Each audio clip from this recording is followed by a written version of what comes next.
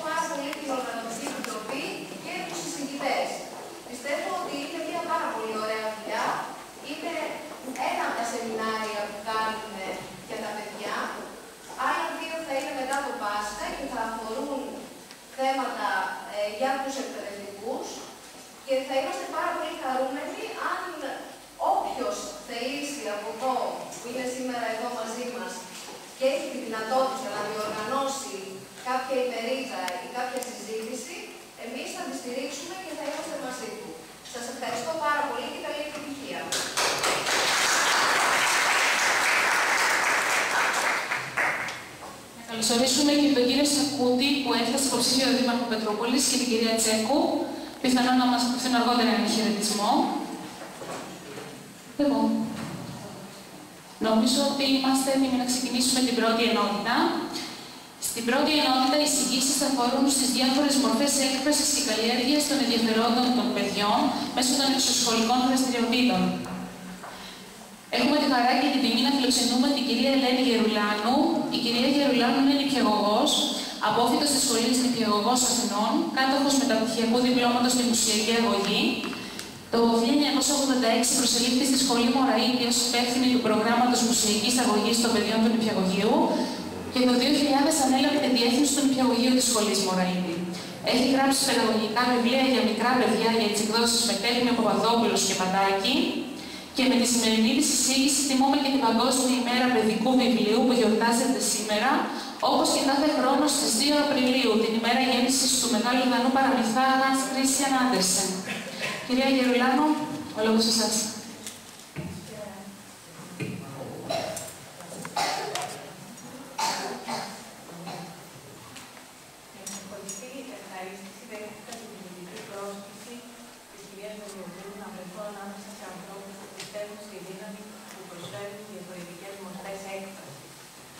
Σκοπός της δικής μου εισήγησης είναι περισσότερο να σας προβληματίσω μέσα από κάποιες εικόνες και να σας δείξω πως τι μπορεί να κάνει η τέχνη και να μαθαίνουμε πολλές έννοιες για τα παιδιά.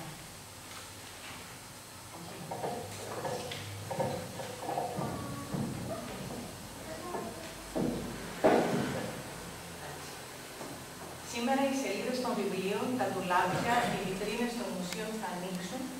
Οι πίνακες στα αρχαία θα μας ταξιδέψουν έτσι ώστε να γνωρίσουμε κάποιους θησαυρούς που δεν είναι ακριβώς παιδιάστικοι, αλλά με κατάλληλο τρόπο μπορεί να ενδιαφέρουν όλους και ιδιαίτερα τα παιδιά. Χρησιμοποιώ τη λέξη θησαυρός μεταφορικά σαν κάτι πολύτιμο που δεν αποτιμάται με οικονομικούς όρους, αλλά με όρους πολιτιστικούς. Πρόκειται για θησαυρούς γνώσης και πληροφοριών γύρω από τα προϊόντα του πολιτισμού. Έχουμε και στο κοινό παιδιά, και μια και είναι η Παγκόσμια ημέρα του παιδικού βιβλίου, σκέφτηκα να ξεκινήσω με ένα παραμύθι.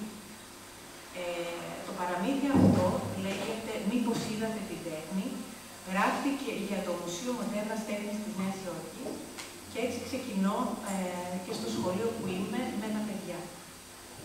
Το βιβλίο αυτό μιλάει για ένα αγόρι που ψάχνει τη φίλη του την τέχνη. Αυτό είναι το βιβλίο. Γεια σας. Να σας ρωτήσω κάτι. Μήπως είδατε την τέχνη? Είχαμε δώσει ραντεβού για να γνωριστούμε έξω από το μουσείο. Την τέχνη του μουσείου? Όχι, μια φίλη μου. Μέσα στο μουσείο θα τη βρεις, έδειξε η κυρία με το χέρι της. Πουθενά δεν είδα την τέχνη, λέει ο φίλος μας. Βλέπω έναν φύλακα, πάω να τον ρωτήσω. Μήπως είδες την τέχνη? Την τέχνη του μουσείου? Μάλλον θα είναι κάποιος μυστικός κωδικός. Πέρασε. Μόλις ανοίξαμε. Ανεβαίνοντας τις σκάλες, μια κυρία με ρωτά. Πώς σου φαίνεται εδώ? Ωραία. Ήρθα για την τέχνη. Του μουσείου της λέω για να με προλάβει. Από εδώ λοιπόν. Δεν είναι μαγικό? Τα χρώματα, το συναίσθημα που βγάζει. Ναι βέβαια, αλλά εγώ ψάχνω για την τέχνη. Ακριβώς, μου λέει ένας κύριος και με οδηγεί σε ένα άλλο δωμάτιο. Δεν είναι μαγικό? Τα χρώματα, το συναίσθημα που βγάζει. Ναι βέβαια, αλλά εγώ σας λέω, θέλω την τέχνη. Ο καλλιτέχνης μιλάει από μόνος του. Κοίτα το κόκκινο, κοίτα το ρολόι του παππού. Βεβαίως, μου λέει ένας άλλος κύριος, έλα μαζί μου, θα σου δείξω εγώ που είναι η τέχνη. Κοίτα, μα πού είναι η τέχνη? Αποτυπώνει τα όνειρα. Κοίτα αυτά τα σχήματα, μήπως είναι γράμματα, μήπως το αλφάβητο, μήπως κάτι άλλο. Μπορεί και τα δύο, αλλά εγώ εξακολουθώ να ψάχνω την τέχνη. Θα σε πάω εγώ, τον τραβάει μια κυρία. Τι μυστήριο, χαρούμενο, δυνατό, τη σύνθεση.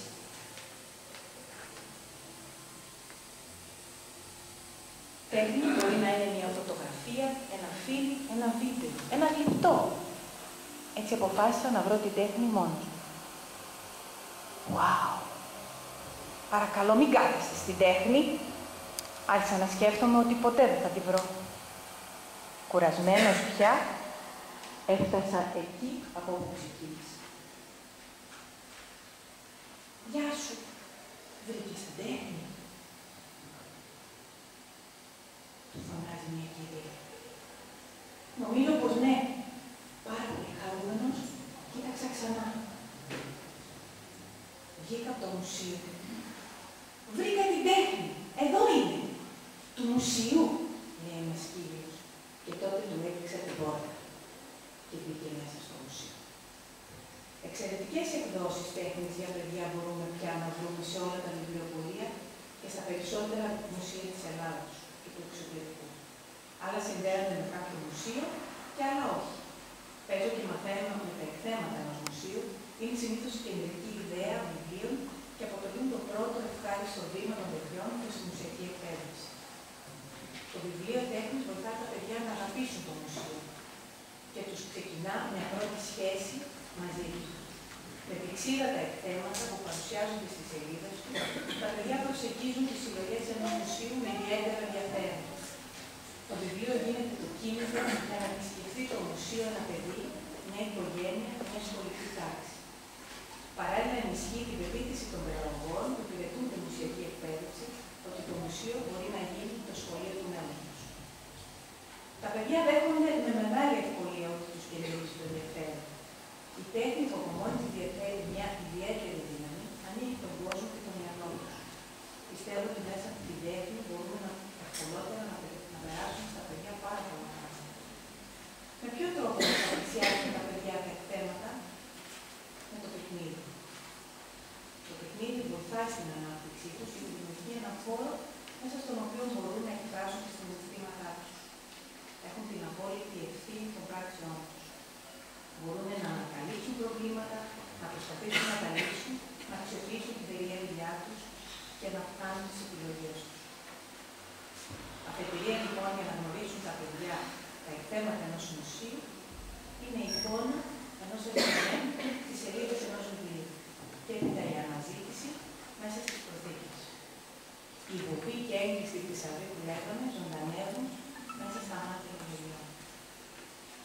Στο Μουσείο Γεννάκη υπάρχει μια τεράστια ποικιλία αντικειμένων, υλικών, εποχών και κτηνοτροφιών.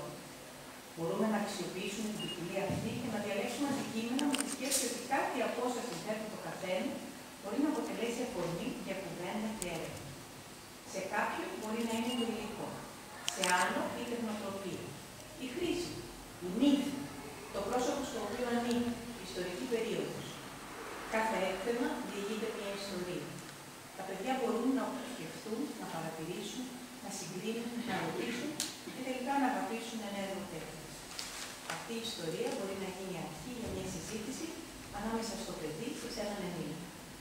Ας πάρουμε για παράδειγμα αυτό το ρολόι. Μπορείτε να το παρατηρήσετε για ένα λεπτό. Το πιο απλό είναι να πούμε τι ώρα είναι. Μοιάζει το ρολόι αυτό με τα δικά μας? Να μην ερώτηση. Από τι υλικό είναι φτιαγμένο? Υπάρχουν τέτοια ρολόγια σήμερα? Τι ρόλο παίζει αυτό το κλειδάκι? Είναι για να κουρδίζετε? Κουρδίζουμε τα ρολόγια μας σήμερα? Οι αριθμοί είναι παράξενα γραμμένοι. Για ποιο λόγο? Γιατί δεν έχει ουράκι? Πού το κρεμούσαν? Έχει ειδικό όνομα αυτό το ρολόι? Ποιος το είχε? Πότε? Πόσο παλιά? Έχετε κάποιο τέτοιο ρολόι στο σπίτι σας? Αμέσως διατυπώσαμε 9 αφορμές για συζήτηση και σίγουρα θα μπορούσαν χάρη στο παιδικό μυαλό να προκύψουν αυθόρμητα και απρόβλεπτα και άλλα ερωτήματα που εμείς ως ενήλικοι δεν μπορούμε να φανταστούμε. Με τον ίδιο τρόπο μπορούμε να μιλήσουμε για όλα τα αντικείμενα, αλλά και να ψάξουμε μαζί με τα παιδιά και να δούμε και άλλα παρόμοια. Πάνω σε αυτούς τους άξονες στείνεται τελικά το γνωστικό παιχνίδι των παιδιών. Ο ζωγράφος Εγγονόπουλος μπορεί να μας μιλήσει για τα σύννεφα της δουλειάς του. Η θάλασσα να μας εξηγήσει γιατί πήγε ο ουρανός ψηλά και εκείνη έμεινε στο βάθος. Και ένας Σταύρος να μας διηγηθεί την ιστορία του Δία και της Ευρώπης. Το κέρδημα ενός βιβλίου μπορεί να γίνει αφορμή να αναγνωρίσουν τα παιδιά μοτίβα και να δημιουργήσουν το δικό τους συμφαντό σε χαρτί με λωρίδες κανσόν σε 2 χρώματα. Μία αρχαία κούκλα μπορεί να γίνει αφορμή να μιλήσουμε για το ανθρώπινο σώμα. Με αυτόν τον τρόπο τα παιδιά ανακαλύπτουν, παρατηρούν, γνωρίζουν το σώμα τους και στο σχολείο που εργάζομαι φτιάξαμε τα παιδιά με χαρτί τους δικούς τους ανθρώπους, πλαστικοποίησαμε τα κομμάτια και παίξαμε τα δικά τους τα σώματα. Γνώρισαν το μέγεθος το δικό τους, φτιάχνοντας σε ένα μεγάλο κουτί έναν άνθρωπο. Πολλές φορές μπορούμε να φτιάξουμε από τις σελίδες των βιβλίων καρτέλες και να παίξουν τα παιδιά στο ελεύθερο παιχνίδι. Μπορούν να φτιάξουν το αρχικό του ονόματό τους, είτε με ζυμάρι, είτε με χαρτί απλό, είτε και με διάφορα άλλα υλικά. Στην Εθνική Πινακοθήκη μπορούμε να προσεγγίσουμε με τα παιδιά τα μαθηματικά μέσα στην τέχνη. Αριθμοί στην πινακοθήκη υπάρχουν πολλοί. Αριθμός έργων, αριθμός ζωγράφων, αριθμός αιχουσών, αριθμός επισκεπτών. Κανένας από αυτούς όμως δεν ενδιαφέρει τα ίδια τα παιδιά. Κι όμως κάπου υπάρχουν κλεισμένοι ενδιαφέροντες αριθμοί. Είναι οι απλοί αριθμοί, το 1, το 2, το 3, που τους ξέρουν όλοι. Ένα τρένο, 2 ελέφαντες, 3 ψάρια, 4 άνθρωποι, 7 ανθρωπάδες. Με τον τρόπο αυτό γνωρίζουμε στα παιδιά μερικά από τα αριστογίνητα του ζωγράφων, εξοικειώνοντάς τα με τέχνη. Το βιβλίο τέχνης είναι το μέσο για να πλησιάσουμε τα αντικείμενα που είπαμε. Τα μέλη της παρέας που επισκέπτονται το χώρο ενός μουσείου είναι οργανωτές και παίκτες ταυτόχρονα σε ένα γνωστικό παιχνίδι που στείνεται μπροστά. Μπροστά σε ένα έργο τέχνης, όλα τα παιδιά μπορούν να ανταποκριθούν. Καλλιεργείται η αντιληπτική τους ικανότητα. Γνωρίζουν τους αριθμούς. Ο πίνακας του Χατζικυριάκου Γκίκα δίνει το πρόσταγμα για πειραματισμό στο αριθμητήριο της τάξης, εάν υπάρχει. Στο χώρο της πινακοθήκης μπορούν να ζωντανέψουν έναν πίνακα. Τα καρβελάκια του Γίζη μπορούν να γίνουν η αφορμή να μαγειρέψουμε ή να φτιάξουμε κουλουράκια, είτε στην τάξη είτε στο σπίτι. Μία αριθμογραμμή μπορεί να βοηθήσει τα ίδια τα παιδιά να φέρουν τις συλλογές τους και να στηθεί και εκεί ένα παιχνίδι με το μέτρο. Να κρύψουμε τους αριθμούς και να βρούμε ποιος αριθμός είναι κρυμμένος. Βιβλία που παρουσιάζουν πίνακες αφηγούνται τις δικές τους ιστορίες. Ναι, σχόλια. Ο πίνακας του Αϊντίνη, μια Ιταλίδα στην Βρυξέλλη, έγινε η αφορμή να μιλήσουμε για τον κώδικα οδικής κυκλοφορίας και να φτιάχνουν τα παιδιά τα δικά τους τα θύματα. Μπορούν μέσα μπροστά σε έναν πίνακα τα παιδιά να καθίσουν να μετρήσουν.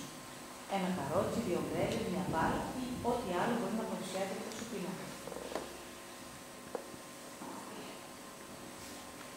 Στο Μουσείο Κυκλαδικής Τέχνης μπορούμε να μιλήσουμε στα παιδιά για τα συναισθήματα με τη βοήθεια των γνωστών σε όλους τους κυκλαδικών ειδωλίων.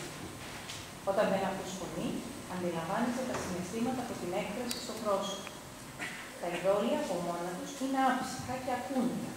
Με τη βοήθεια όμως των παιδιών μπορούμε να δώσουμε τα αγάλματα συναισθήματα που αποτυπώνουν, ζωγραφισμένα στο πρόσωπό τους. Τα ειδόλια διαθέτουν εμφανώς ενδιαφέροντα χαρακτηριστικά, όπως ένα κουτσό άγαλμα, το ανάποδο ειδόλιο που σημαίνει τα παιδιά, μπορεί να γίνει αφορμή να θυγούν διάφορα θέματα, όπως το θέμα της εικόνας της αναγγελίας. Επίσης, τα βιολόσιμα ειδόλια διαφορετικού χρώματος και μεγέθους μπορούν να χρησιμοποιηθούν για να υποστηρίξουν την αποδοχή της διαφορετικότητας. Προκύπτει λοιπόν ένα ευχάριστο μάθημα αρχαιολογίας. Μπορούμε να δούμε τα χαρακτηριστικά, πόσο λεπτά είναι, ποια είναι η μορφολογία τους, από τι υλικό είναι φτιαγμένο. Να βοηθήσουμε να κάνουν υποθέσεις. Γιατί δεν έχουν μάτια, γιατί δεν έχουν στόμα, γιατί άλλα έχουν αυτιά και άλλα όχι, γιατί δεν έχουν στολίδια όπως κάποια άλλα αγάλματα. Αγαλματάκια αμύλητα, αγέλαστα, ακούνητα. Λογικό, είναι μαρμάρια. Μήπως όμως μπορούν να μιλήσουν και αυτά. Όχι, λένε τα παιδιά. Λάθος τους εξηγούμε εμείς. Τα αγαλματάκια μιλάνε με το μυαλό μας και λένε πολλά στον εαυτό. Η χρήση ενός καθρέφτη μας βοηθάει πολύ.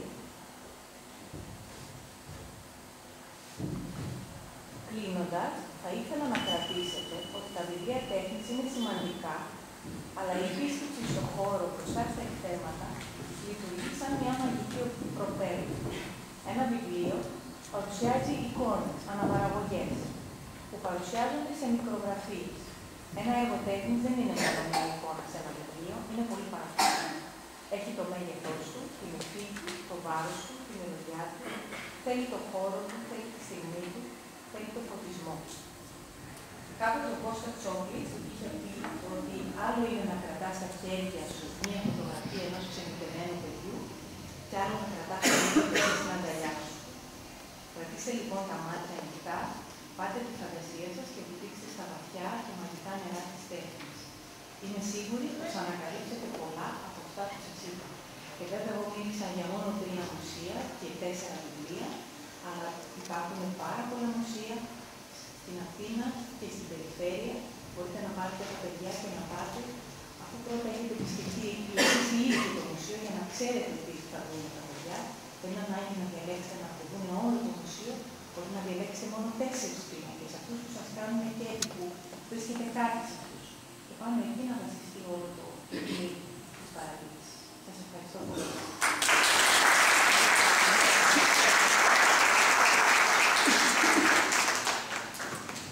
Ευχαριστούμε πολύ, κύριε Νικολάνου.